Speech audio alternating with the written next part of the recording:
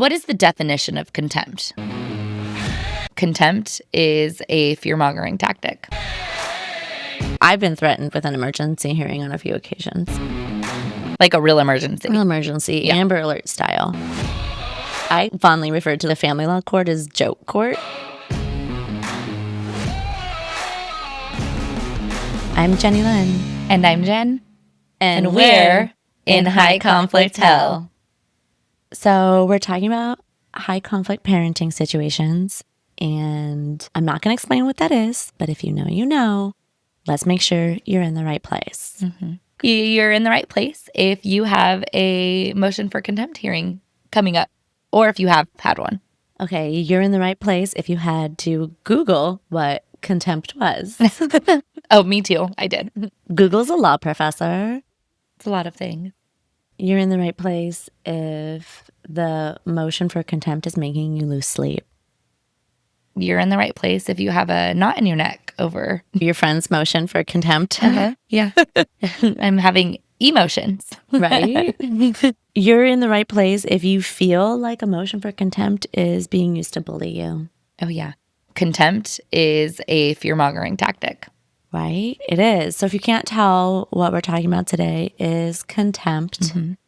And before we really dive into contempt, though, I just want to say real quick, thank you all for tuning. I mean, Jen and I have commiserated through various levels of this over the years. Mm-hmm. I'm lucky she's such a good listener. So even when I was going through some of this, I had her there to at least listen and empathize and provide an ear.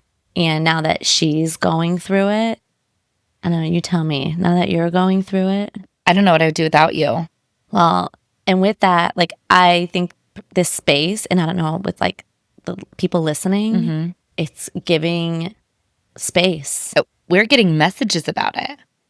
Right. And that's amazing. And we love to hear these things. We don't want you to be going through these things, but we wanted to provide a space where you feel seen and heard and validated and cared for. And all the stupid sayings, like making lemonade out of lemons. Mm-hmm. And I don't know. I feel like we're putting an umbrella up in a rainy day. Oh, I think we're making margaritas. But that works too. It's a weird thing to put all this out there, Mm-hmm. but to have people listening, if you know someone who's going through this, please share it with them. Even if you think someone would just get something out of even hearing your perspective. Yeah. Through us talking about it. Or if you have people in your inner circle that don't quite understand what you're going through and you think this might help them support you better, send it to them too. Yeah. We've had that happen. We've had some of our own friends message us and be like, ooh, sorry, I didn't really quite understand what was going on. I listened to the podcast and now I know how to be a more supportive friend. But you said, okay, sorry, go ahead. You said I'm a good listener. And there was an episode that we just recently released that I re-listened to and was like, do I ever shut up once? Did I let JeniLynn get a word in edgewise? I did not. You mean just right now? Yeah, exactly. Exactly. Just kidding. Follow, share, engage with us. We appreciate it. Yeah. Okay, that was way too long too. But okay, so we're talking about contempt today. And just the legal system in general is supposedly there to help people in family law. But I fondly refer to the family law court as joke court. Yeah. That's what I like to call it. It's making more sense as time goes on to me. When you first started saying that, I was like, I follow, but I don't quite get it. Well, because it's civil court, but there can potentially be punishments that are monetary or jail, as you've been reminded. But you have been on the receiving end of what I would call threatening litigation. Yeah. I thought they were going to file an emergency hearing over Thanksgiving break. I've been threatened with an emergency hearing on a few occasions. Yeah. It's never actually happened. As a lawyer, I've actually held an emergency hearing in family law court a few times, but literally kid was taken out of state. Like a real emergency. Real emergency, Amber Alert style. Mm-hmm. Not this kind of, we know where kids are, we're just having a disagreement. Yeah. And if you don't act how I think you should act, your punishment is going to be, quote unquote, a show cause hearing for contempt. And it was funny to me because even the email the lawyer wrote you, I want you to read that email when he filed his contempt motion, because the email was like, you're going to be required to show up before this judge and explain to him why you should not be held in contempt, where your punishment could be fine, sanction, and, as you are aware, jail. Yeah. Okay. What is the definition of contempt? We should define that. And you are the dedicated definition I am. reader. I'm really good at reading definitions. It's my secret hobby. Well, if people have sent their friends here to come figure out how to support them better, they might not know what contempt is. Well, and I wouldn't be able to rattle off the contempt definition off the top of my head. Rattle it but off. Now I can. So, number one. We got brains here. I'm going to have more than 2 points. Okay. 1. Number 1, actual court order. Number 2, you have to know about the order. Number 3, you have to have the ability to comply. Okay. And number 4, your lack of compliance is a willful failure. Okay. So you have to try not to do that. You have to kind of be openly saying, I'm not doing this order. That's pretty hard to prove. Well, some people do get up there and say, I don't agree with this order and I'm not complying with it. Right. And that is textbook contempt motion. The hearing is called a show cause hearing on a motion for contempt. Okay. So they're asking you to show up and explain yourself. Okay. Jen, plead your case to our fellow witches in high conflict hell. Thanksgiving break? Explain it. I want receipts, proof, timeline, go. I will abbreviate the story, but we told the story about Thanksgiving break. Okay. The parenting plan says specifically Thanksgiving break, 8 a.m. until 9 p.m. Thursday through Friday. Yeah. And you've had this parenting plan for how long? Almost 5 years. And that's typically what you guys have done? No. He has typically given me the children for Thanksgiving. Okay. 3 out of the last 5 years, he has not even taken the children for Thanksgiving. And this was not coercive. I have all of the text message to show that he says, hey, okay, what are you doing? Instead of not coercive, this was his choice. Oh, yeah. This was... Well, okay, Don't take that on for you. Of course this was not coercive. Yeah. You're not freaking holding his hand to a fire over a turkey. Just as your friend, I'm no longer the interrogator. Okay. It's hard because I know you're feeling so defensive right now. Oh, I am. So when I hear you say something like that, like, this is not coercive. Right. I'm like, oh, God, I hate these people so much for putting you in this position where you're opening a story with justifying. Where I have to defend myself. Defending that you're not coercing someone over a freaking turkey leg. Yeah. Okay. So 3 of the last 5 Thanksgivings, they have been with me. And Thanksgiving break, where we live, is broken down into 2 parts. They get out of school on a Friday, and then that following Monday, Tuesday, and Wednesday is parent-teacher conferences. Okay. And then Thursday and Friday is defined as Thanksgiving break in the public school calendar. I've always had my children with me for the parent-teacher conference portion of it.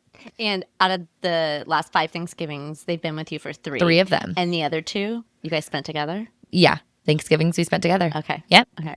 So before this year, my ex-husband has never gone to a single parent-teacher conference in 8 years. Not a single one. Okay.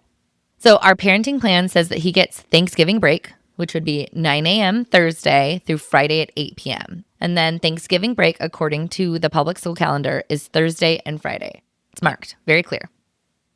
So leading up to the break, we had some email exchanges about this. I was confirming that he was taking them for the holiday, and he told me that he was going to take them all week from the Friday they get out of school, which was his weekend, until the Friday after Thanksgiving. So that was a point of contention.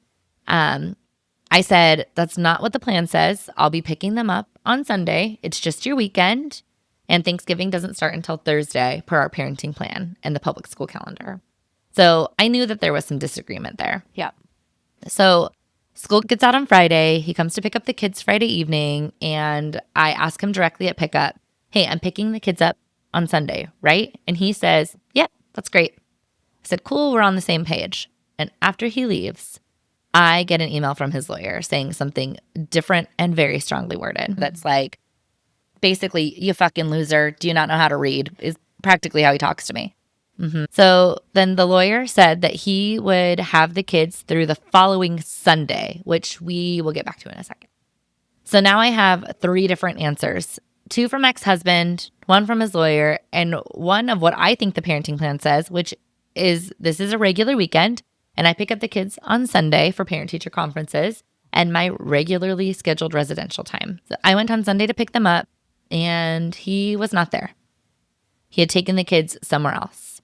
So I did what I was advised to do by a friend of JeniLynn's that is a lawyer. They are trying to get a reaction out of you so that they can file a restraining order, go, attempt to pick up the children, call the police so that you have this on record, and leave. Do not make a bigger thing out of this. I said, okay. So we did exactly that. JeniLynn came with me because she didn't want me to be by myself because it is awful. I'm going to do anything except drag your ass out of there by your hair. Right. That's literally what I would do. Not scared. Yeah. We leave. We stop and get some donuts, a pack of menthols. We needed some. We did. We needed a relief. We needed some letdown therapy. We got scolded by the owner of the shop. He said these were not good for us. We agree. Right? So on Monday during parent-teacher conferences, which were my regularly scheduled residential time, he shows up with the kids. Yes, he shows up with the kids, and I had scheduled conferences. He brought the kids. He yelled at me to shut the fuck up in the front office. Ended up with 1 child coming home with me and 1 child staying with him. And that's when the contempt filing came. So if you're confused, welcome to my life. So am I. So is daddy lawyer. So is ex-husband. So is everyone around here. And last time I checked, confusion is not grounds for contempt or for jail. So right before the contempt motion comes an email from his lawyer, and I'll read it. He said, "You're correct. I do not decide the outcome of your withholding of child and child. That is for the court to determine. Ex-husband, when he has had Thanksgiving break, has always had the children from release of school until return of school. This is a new game you are playing to withhold his historical visitation and try to dissuade him from seeking court relief and investigation into the disturbing environment in your home." That's the 3rd time that he's accused me of having a disturbing environment. That's the first point. The second point is I have photos with metadata showing that for years and years he has not had the kids for Thanksgiving, nor has he had them for parent-teacher conferences. This is the first time he's shown up for any parent-teacher conference, ever. You have left ex-husband with no choice but to file court action today given your continued wrongful withholding of child and now other child. This is unacceptable behavior, and he intends to request the court impose sanctions. As you are aware from our previous correspondence regarding your withholding of the children, the court has authority to impose both monetary and jail time for your willful and bad faith withholding of oldest child and now youngest child. He has tried to be patient with you and maintain a co-parenting relationship, but your continued alienation and emotional abuse of the children have pushed this to an untenable situation. I encourage you to immediately return youngest child to ex-husband's care. Finally, as for your false allegations regarding the police and the parent-teacher conference, first, that is not at all what occurred during the parent-teacher conference. He's telling me that my ex-husband did not stand there and scream, "fuck you" at me, which, how do you know? He's a psychic. He is a psychic. Daddy psychic. Second, the police did not tell you they were forwarding a report to the prosecutor's office, nor did he tell you that you were correct in your bizarre interpretation of Thanksgiving break. I would encourage you to stop making false threats that police are pursuing Mr. Ex-husband, as this is the 2nd time you have done so in the last several weeks. Okay, police officer, super nice guy. He did say he was filing a report that would be sent to the prosecutor's office for review. He also wrote that he had called my ex-husband to let him know that he would be filing a report in the police report. Yeah. It was interesting, too, because he was a new cop. And he was like, "Can I see your parenting plan?" Yeah. You showed him the parenting plan. And he said he used to be a resource officer at the school. Yep. And he was like, "No, this clearly says Thanksgiving break." He's like, "And we're not on Thanksgiving break yet." I don't know what their school district is.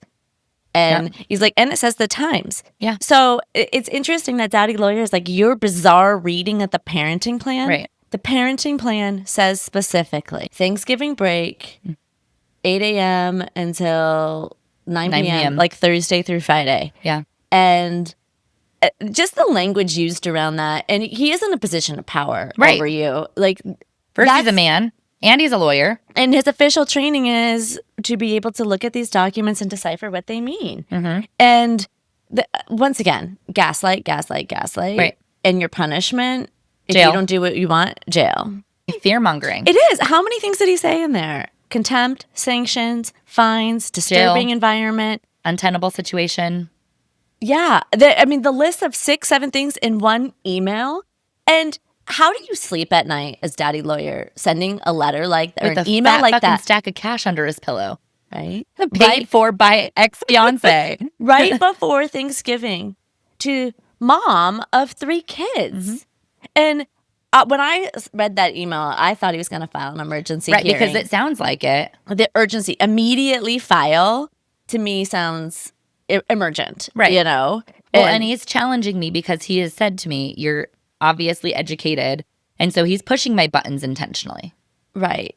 And I still stand by that. If he had a leg to stand on, Yeah, I think he would have filed an emergency If I stole hearing. a child, if I kidnapped one of my own children outside of... Well, not even stole your child. If he thought the parenting plan clearly said... Right, he could have. Yes, that Right. he would have filed an emergency hearing. Right. So then they filed a motion. So you got later that afternoon, within a couple hours, you got the filings for the show cause hearing for contempt. Yeah. So what does that say? So let me read the actual title of it because I think it's interesting. So for us lay people, motion for contempt hearing and alternatively to enforce the final parenting plan.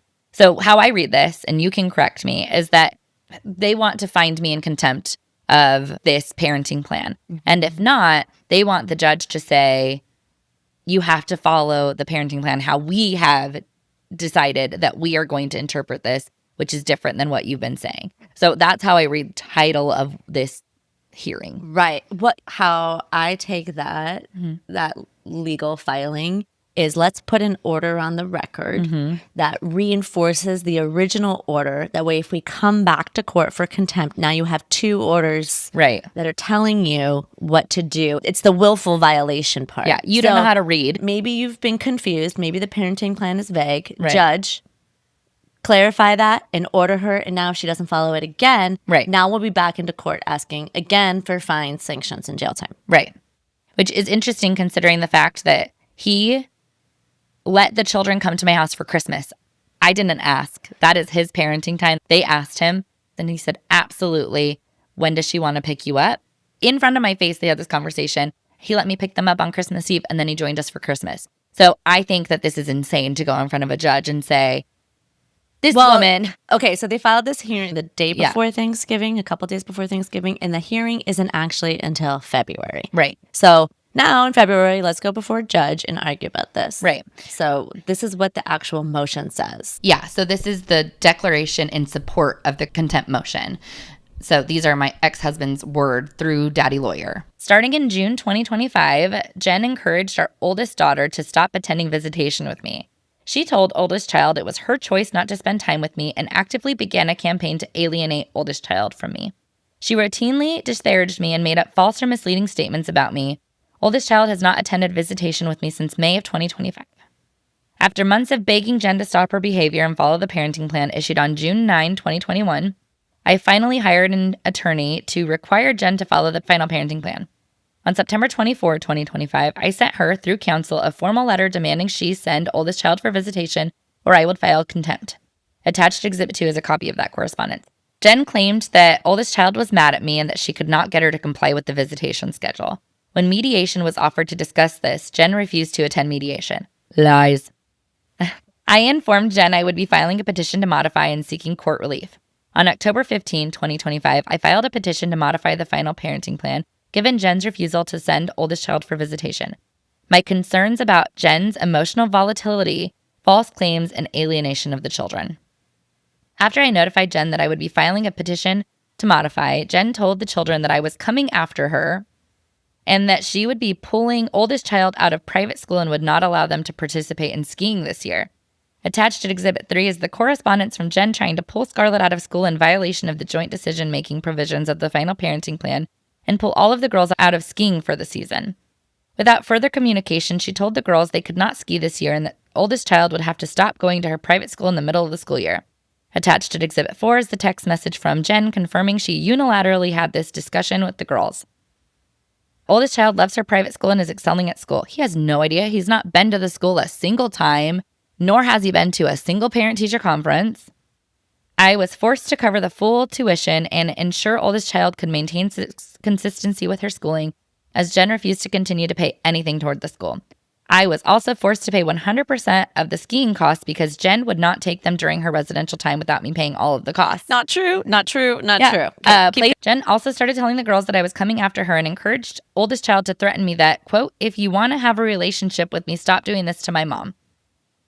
Attached at Exhibit 5 is the text from oldest child to me. The only way oldest child would know about any of the court action is if Jenn informed her and encouraged her to send that message. I am deeply troubled that Jenn is involving the girls in this litigation and using them as pawns in her attempts to alienate me from them. Okay, and we do a whole episode on parent alienation. Yeah. And if you're curious as to this, because we're talking about the second part of this right now, which is this Thanksgiving holiday. But if you're curious as to the oldest child and these accusations of alienation, you need to go listen to Alienation versus Estrangement. Yeah. Because there's a whole list of things that dad has actively done that have really hurt oldest kid. Yeah. And so this idea that Jen's creating a campaign, we fully flush out in that episode. Yeah. And I also, where he sent me a message following this letter on September 24th, 2025, saying that he actually does not want to force our oldest child to come because he recognizes that he has a damaged relationship with her, and he does not think that the appropriate next step forward is to force her to come to his house at this point. So now we're talking about the second part. So continue with the declaration from your ex-husband. What does he go on to say about the Thanksgiving weekend? Pursuant to the final parenting plan, I have had every holiday and break. Historically, for Thanksgiving break, I have always had the children from release of school to return of school, including last year. False. This year, Jenn announced that she believed that I only had Thanksgiving Day from 9 a.m. to 8 p.m., which is also false. Announced, or Jenn read in the parenting plan to me. Well, and that's what the parenting plan said. Not even Thanksgiving Day. He's claiming in this that I told him he could only have the kids on Thanksgiving Day. I said Thanksgiving break, which is Thursday, Friday per the school. Okay. So they could be picked up on Friday at 8 p.m. They're not even getting their facts straight. This would not only be different than how we have ever interpreted the parenting plan, but it would also ignore the language that I receive Thanksgiving break. For Thanksgiving break, I picked up our youngest two children for their regularly scheduled weekend with me and informed Jenn that I was not agreeing to her new incorrect interpretation of the final parenting plan. When I refused to follow her new interpretation, she called the police. That's not exactly how that happened. No. Since filing the petition to modify, this is one of the multiple times she has called the police and tried to tell me they were investigating me for crimes that they were not. When the twins and I attended a parent-teacher conference on Monday, November 23rd, Jenn was waiting for us. She immediately claimed that she was scared of me, that I could not be present. You were waiting for them? Yeah, I was there for my scheduled parent-teacher conference. Showed up for your scheduled. Yeah. Okay. Yeah. She immediately claimed that she was scared of me, that I could not be present for the parent-teacher conference, and demanded that both girls go home with her. One child refused, but she forcibly grabbed other child's hand and took that child out of my care. She has since refused to return that youngest child or the oldest child. Attached to Exhibit 6 is the email correspondence regarding Thanksgiving break and Jenn refusing to follow the final parenting plan. So now we're going to get into what they're asking the court to do to you. This is the list of punishments they are asking the court for. Punish her. Start shouting with me. Punish her. Punish her. They request that I am found in contempt and pay attorney fees in the amount of $2,765.50. Pay a fine for each day the court's orders are not followed, and meet certain conditions to stop being in contempt, and give him makeup parenting time and any other relief allowed by the specific RCWs, which is jail time, as I've been reminded many times. And if the court does not find that I have violated the final parenting plan in bad faith, they ask that the court enforce the final parenting plan and award makeup time with the children. So interesting. Well, and the next weekend that was his. Yeah, he didn't get the kids. He did not get the children. He had his mother come pick them up. He did not see them. Immediately after requesting via a fear-mongering court document that he needs makeup time because I am in bad faith and willfully taking children away from him during his time. Right. None of this makes sense. So the interesting part of that contempt motion, too, is that there is two parts. There's the alienation part, and then the second part of that contempt motion is the specific Thanksgiving break. And this is why people get a lawyer, because technically that is a lot to deal with. Okay, so let's walk through their allegations/evidence in their contempt motion regarding alienation and the things that they are saying you are doing that creates a campaign of alienation. First, the message attached as evidence that you were talking to the oldest about court. Yeah. Let's read that because the message does not say that. Now, keep in mind, things have been extremely tense between Jenn and her ex-husband. So the text message says, this is the message from our child to him. You have hurt a lot of people, including me. I don't want to see new fiance or two kids. I don't care about them. If you want to have a relationship with me, stop doing this to my mom. You are such a liar. This is why I don't feel safe around you. So she doesn't say anything about the court hearing? No. If you want to have a relationship with me, stop doing this to my mom. That's the evidence they are producing, Jenn, that you were talking to the kids about court. A message that says, stop doing this to my mom. Is there anything else they're producing that shows you're talking to the kids about court? No. No, there is nothing else. That's the message. Yes. Got it. You guys have been at each other for months now. Yeah. Over schedule differences, pickups and drop-offs. There's nowhere in there that she says, stop taking my mom to court and fire your lawyer and I'll come see you. Well, and I think importantly, the message that prompted that response from her was him saying, I know I have treated people badly and I know I have hurt a lot of people. So he opened her up to pointing out exactly some of the reasons why she's hurt, and including me in them seems reasonable from her perspective. Right. And next, ex-husband says that I've unilaterally decided to pull a child out of school. Private school. Which is not what happened. No. Let's talk about the real consequences, though, of getting lawyers involved, and that is money. Yeah. And you do have a child in private school, and when the aggressiveness that this lawyer approached this with caused you immediately to be like, I need to hire an attorney. How am I going to get $5,000 to put down as a retainer for an attorney? For something that's going to cost at least 3 times that. So that's to start with. And then how am I working toward that in the future? So your message to him about the private school was, go ahead. Tuition comes out tomorrow. It will be rejected from my account. What I've asked you for is a discussion and ideas, which is not a violation. Please work to respond to that. Or if you have an immediate idea for this month's tuition, please let me know ASAP. It is really stressful. That's the message that they attached as evidence that I'm pulling my child out of school immediately. Yeah, no, you're telling him I'm not going to have the funds in there. Let's figure this out. Let's you and I have a joint discussion around what to do to move forward. And that's what they attached. And I know you sent other messages to him that were basically, I'm going to have to hire an attorney.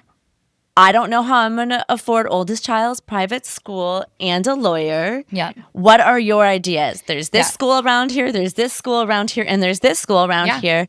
There is no unilateral. And he refuses to respond to those and instead just says, which I've read is a lot in these kinds of cases, this is a hot topic right now, where instead he just says, I refuse to allow you to do that. I do not consent to that. And he won't actually discuss anything with me, just saying no. So the next thing that is their evidence is that you said you were pulling the girls out of ski school and then you forced him to pay 100% for ski school. I think it's funny that he thinks he paid for all of ski school. It was still only half. Yeah. First, it's actually only a quarter. I get 50% off as an employee because I am a ski instructor on the weekends. Second, I paid for it.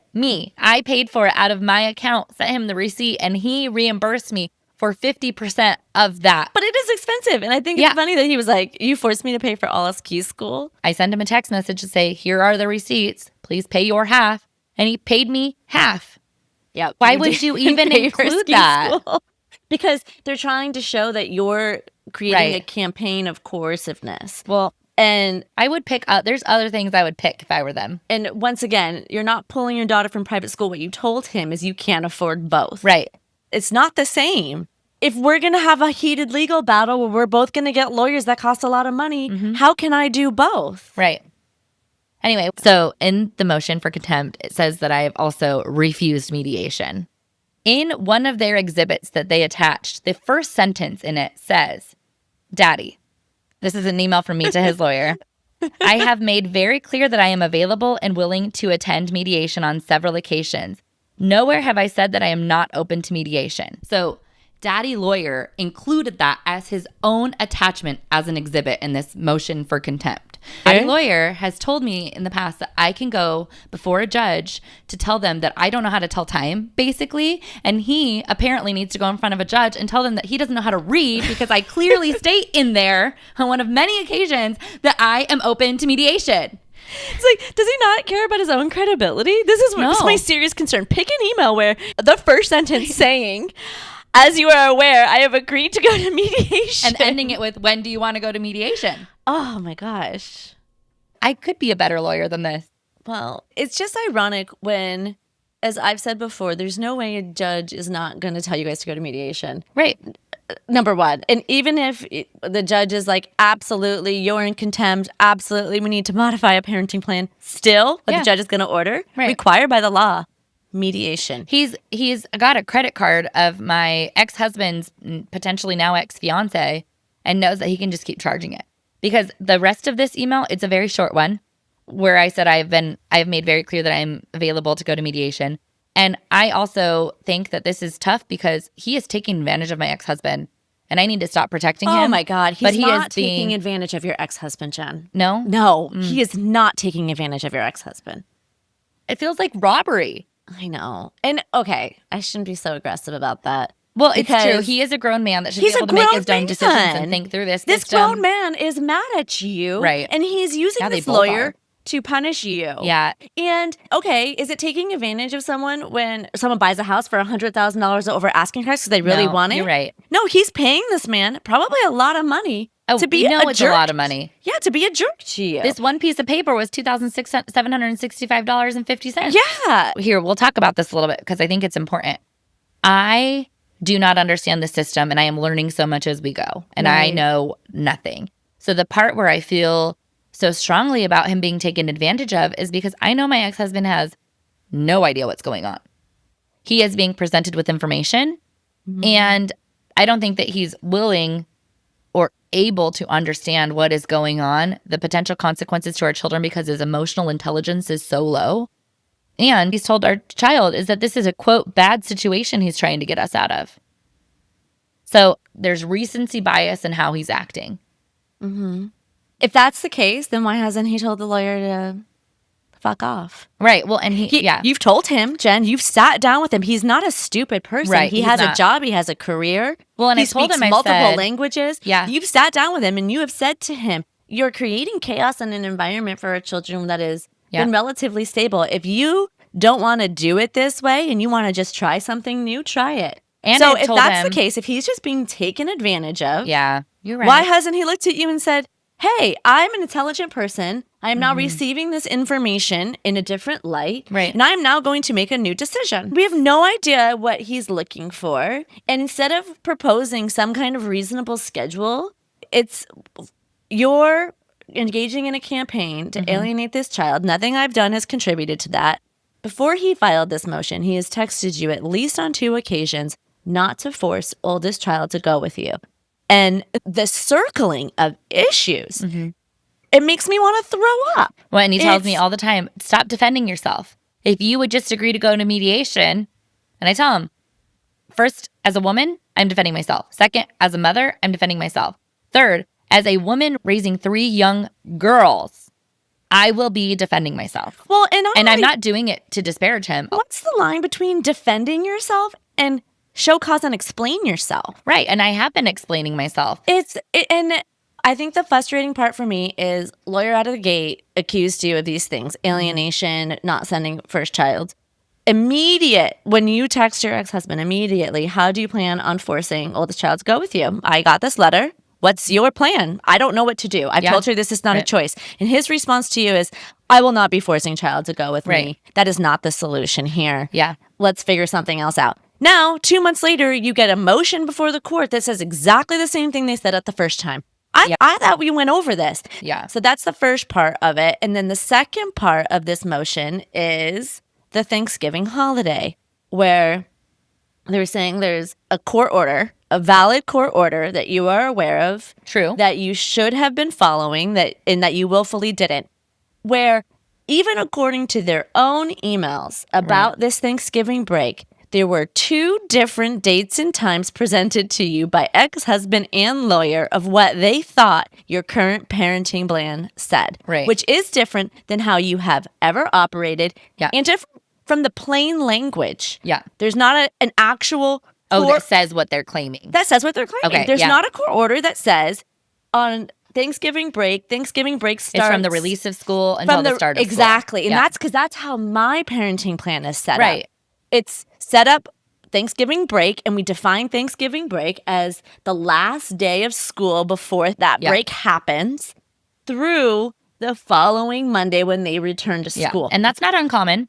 And that's acceptable. Well, we've set it up that way to limit contact between Right. the parties. Right. Because in a schedule like this, just exactly what happened. There's a Friday afternoon pickup. Mm-hmm. There's a Sunday evening pickup. There's a Thursday morning pickup. There's a Friday afternoon pickup. And then there potentially could be another Sunday evening exchange. Yeah.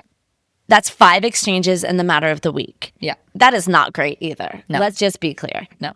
However, if you're getting along and you have a co-parenting situation that works like that, the kids might not even care. We've done Thanksgiving together. 3 of those, he has just given the children to me for Thanksgiving because he has wanted to as his choice. And the other 2, we spent Thanksgiving together. So Yeah. our children did not notice this. Right. No, not at all. Well, at this show cause hearing, so yes, it's your job to show up and explain, but it's his job to provide clear and convincing evidence because the consequence of that could be Jail. Fines, jail, palpable consequences Yeah. that can inhibit your freedom. There may be a couple of episodes that are released in February where you just get to hear JeniLynn talk the whole time because I might be in jail. No. I don't look good in orange, Unless by the way. the judge is firmly convinced the violation was real, knowing, and intentional. Yeah. Then It was not. This feels so No, stupid to and me. at any first kind of contempt hearing, there's no way I don't think they're ordering you. You guys you've never had a contentious hearing, number one. No, this is clearly not what's going on This is here. not what's going on. Yeah, which is what makes me think this is money bags So- for daddy to sleep on. I was just going to say, why lawyers file show cause for contempt? Ooh, okay. Terrifies the parent, True. creates leverage, even when they don't have the proof. Yep. It's a pressure tactic. Yep. Not a slam dunk. Woo! We don't even have to go in and edit any sound effects. I've got this. Right? So I understand that people have to follow orders. Right. And these orders in place are there for a reason. And we'll find out when you have your hearing. Can I make my predictions and then can we have a follow-up on what actually happens? Yeah. What I think is going to happen with the first allegation of contempt, which is oldest child not going, I think the court is going to order first child to resume visits as soon as possible. Right. I think that's what they're going to say. I think they're going to take into account that there's reconciliation therapy happening and that's good steps, and maybe reconvene in a few months to see where Maybe that's he should at. reconvene therapy. I don't think they're going to hold you in contempt. Right. And for the second one, I think he's going to scold the lawyer. He should. I think he's going to scold him. I've scolded him. And I hope anyways, I hope he scolds the lawyer so much that your ex-husband gets mad and Finds a new one? kind of has a reality check. Well- That's what I would hope for the system. I hope the system Yeah. is like checking Yeah. professionals in this field Yeah. as like, hey, this is not the environment we're trying. I get you have to make money. Yeah. And I get there was a potential vagueness of a parenting plan. This is not the approach Right. to do this. Well, and it's funny when he said in his write-up that he's been begging me to have the child resume visits with him. He actually has never. He hasn't even approached me for a conversation about how to get this back on track. However, I have gone to him many, many times, and I have all of these screenshots to show, like, I'm trying to say, hey, here's what I think you should do. Maybe you could take her to go do this. She really likes to do this. I gave him so many options over the course of almost a year. Well, okay. And when the judge hears this contempt motion, this is going to be one of probably, I don't know, 30 motions on his calendar that day. Right. And I'm in the afternoon after lunch. I hate Well, that. how much time and mental energy really? Right. They're going to so quickly put Right. you and him in a box because Right. they hear these motions day in and day out. And that's the sad part about all of this is I know this has been consuming you, Jen. Right. How can it not? And it's 10 minutes of a judge's day. There's a couple of ways that I see this because I am an extremist in thought. This judge either heard a case 2 hours before of something that was really hard to hear because he is scared for the children and having to make appropriate judicial decisions around the safety of children. Or all day long, he was hearing a bunch of these annoying fucking cases where people are just paying someone to be mean and is then still annoyed. Either way, I think there's so much to this that they being my ex-husband and his lawyer, are inflating what was a non-problematic co-parenting situation relative to most. I'm not saying we were 100% just easy, got along, we're around each other all the time, but relative to most people, it was a very ideal situation. Well, and I understand your ex-husband's frustration with oldest child not wanting to go there. Me too. I've told him that. And I don't want to minimize his position as this co-parenting relationship was amazing when one child wasn't going, because that is an issue. Right. And I agree, but he knows that I agree. I'm not his opponent in this. Well, and I've said this before and I'll say it again, your first step, the first person you pay to address this issue is a lawyer then who's going to accuse you of it being all your fault. Right. Not a lawyer who says, hey, let's go to mediation. Hey, this is a real problem for your ex-husband. I am going to docket this for a contempt motion. In the meantime, can we get mediation and therapy? That's his whole job. He knows these options. Yeah, that's cheaper though. And it wouldn't be. Honestly, he could still file the motion.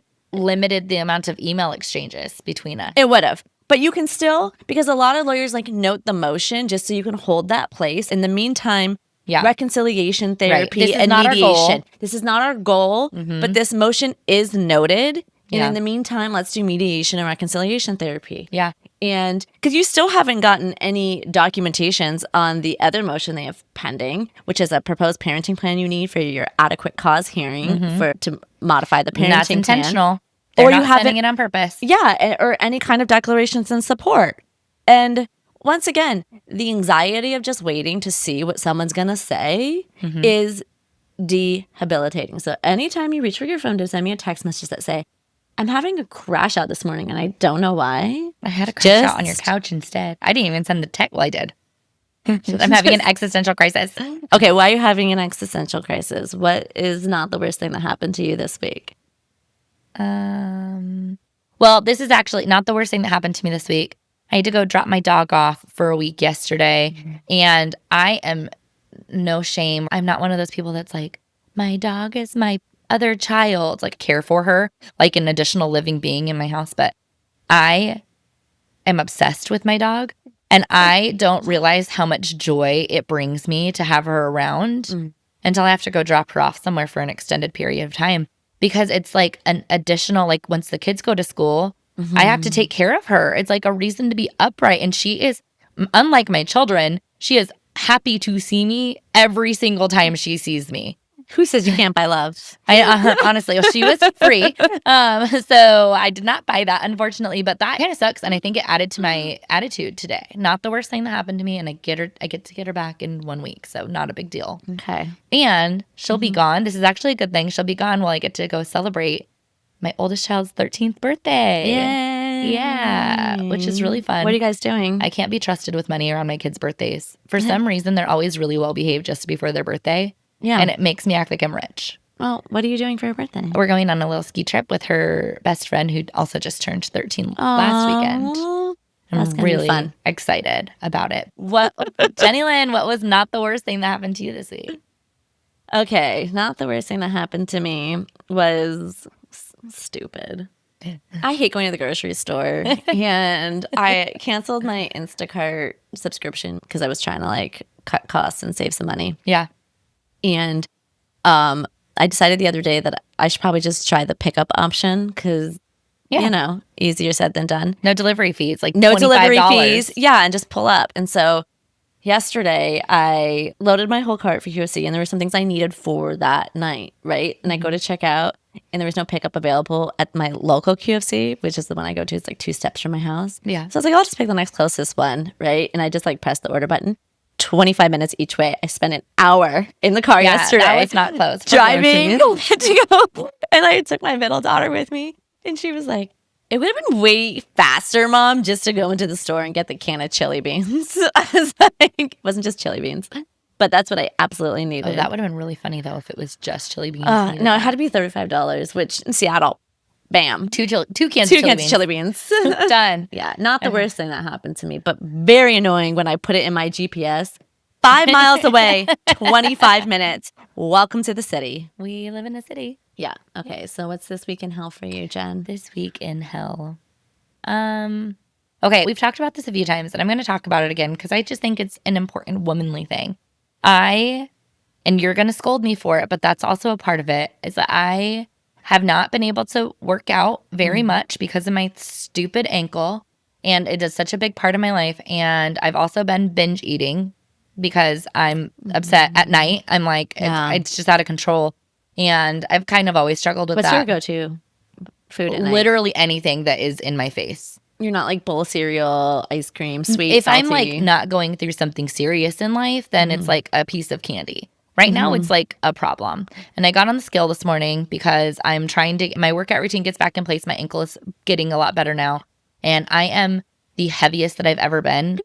And it sucked to see, which is not so much the number. I don't care about that. But I had to go grab new ski pants and my ski jacket would barely zip up. And I'm like really having trouble. I'm in a size I've never worn before and it's hard to put on. So frustrating. And so I'm just kind of like feeling a little shitty on top of a court case and a breakup and all of the other things. You got to be big too. Well, and it's all those things throw off your whole cortisol levels. Oh, so yeah. your metabolism isn't. Everything. And I do believe you that you're like eating at night like you shouldn't, but I also know you. And I mean, you're a healthy person. I'm like fitness and health are important to me. Yeah. So I know how to get back on track and I know how to just feel good. That's what I want. I want to feel good. Right now, I feel bad. Your body's in panic mode. It's storing everything it needs in case you have to I've got a pit in my chest all the time, a pit in my stomach all the time. If I need to be ready to run at any given moment, maybe I shouldn't have hurt my ankle so badly that 3 weeks later it's still too big. You know what used to happen to me when I was going through like the height of my court case was that there'd be like this moment where I'd wake up where I'd forget. Oh. It was like this. It wasn't long. It was like a few seconds probably. And then it would all come rushing back. Like the second like I got out of that like sleep haze. And that moment to me was what I was dreading. And then I wasn't sleeping at night because You're just waiting for it. Kind of just waiting, you know? And because that's the feeling, that first feeling in the morning was the worst to me. Like that's the feeling I had to get through to get on with my day. Right. Was that comeback. Maybe that's what I had this morning and I didn't know it. Maybe. Yeah, I think it's probably yes. I'm going to just say yes. It's all great. Okay, what is your week in hell? This week in hell for me is I still have a sick child home and they have to go back to their dad's tomorrow and they're not, I hope he doesn't send him to school this week, but once again, it's out of my It's not your jurisdiction. It's out of my jurisdiction. It's not in my lane. Gosh, look at me. Just kidding. And that's hard. I'll send a message, and when I get back, I just tread the whole thing. But what about the soccer team? Yeah, I'll get back a lecture about my coaching or about my fitness level. All, that's just your abilities. Yeah. The hard part with a kid home that's sick is that you want to love them and care for them, and you don't want them to have to go somewhere else and be sick. But also, please leave my house. Well, it's been a lot. Yeah. It's been a lot. And she'll be home probably the rest of the week. Yeah, that's a lot. Yeah. So that's it. That's my week in hell. Our week in hell. All right. Thanks, everyone. There's like people now. All right. I'll see you next Tuesday. See you next Tuesday. Bye. Bye. See you over the fence. See you over the fence.